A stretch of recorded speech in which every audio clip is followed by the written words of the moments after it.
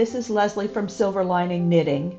This is the second video in my series on loom knitting a poncho. It will help you in choosing a combination of yarn, loom, and stitch pattern to get the type of finished project you want. I'll help you understand how these three elements work together to affect the final product.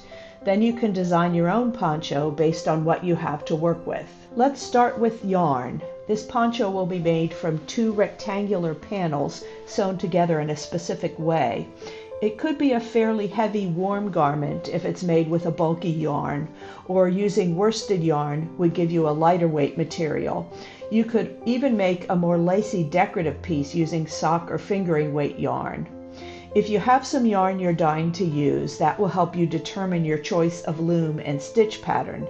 If you want a certain kind of poncho, warm or lightweight or lacy, choose an appropriate weight of yarn. There are several things to consider when choosing a loom for this project.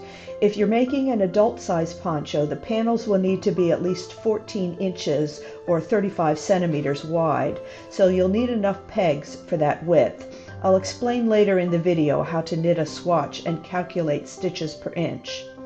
Another factor to think about is the gauge of your loom. That's the distance between the pegs, and it affects how tight your stitches will be in the knitted fabric. Some stitch patterns look nicer with tighter stitches, while others can look better with looser stitches. That brings us to the choice of pattern for your project. One of the reasons I enjoy making ponchos like this is because it gives me the opportunity to experiment with different stitches and techniques. I've made some lovely ponchos using charts and textural elements from my Japanese pattern books. I've also made some beautiful and warm pieces using Celtic knot patterns. Since I've been learning to do brioche stitches on my looms, I think I'll be trying that for my next poncho project. I've found that Celtic patterns, which are based mostly on cables, work best with tighter stitches, so I use a loom with a finer gauge relative to my yarn weight. But lacier patterns often work with looser stitches, so I'll use a wider gauge loom. Getting the right combination of yarn, loom, and pattern may take a bit of experimentation. If you have some favorite yarns and looms you like to use, you'll probably have an idea of how to start.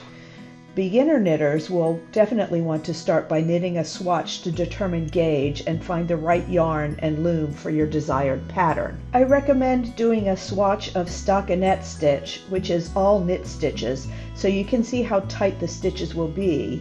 But it's easier to measure your swatch if you include a garter stitch border to keep it from curling. Here are the basic instructions for knitting a swatch and calculating gauge. You'll start by doing an E-wrap cast on of 22 stitches. That's 20 regular stitches plus an edge stitch on each end. After the cast on row, you will always slip the beginning edge stitch and knit the one on the end of the row. Next, you'll knit 3 rows of garter stitch. For the first row, slip the beginning edge stitch and knit 21 stitches, which includes the edge stitch on the end of the row. For the second row, slip the beginning edge stitch, purl 20, then knit the edge stitch at the end of the row. And for row 3, you'll repeat row 1. Now comes the main stockinette section with garter stitch edges.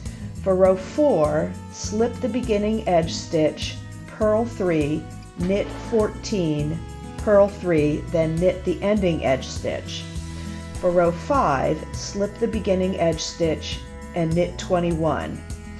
Then knit these 2 rows a total of 7 times, so you have 14 rows of stockinette stitch. You finish the swatch with 3 more rows of garter stitch, beginning with a purl row, so knit row 2, then row 1, and row 2 again. Now you do your bind off. I recommend using a super stretchy bind off. I'll post a link to my video demonstration of that in the comments.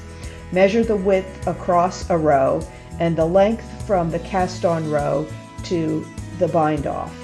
Calculating the gauge is easy. Just divide the width measurement by 20 to get stitches per inch or centimeter, and divide the length measurement by 20 to get rows per inch or centimeter.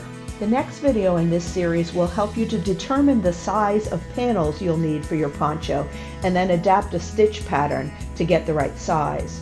Don't forget to post comments with questions, like and share the video, and subscribe to my channel so you'll know when I post something new.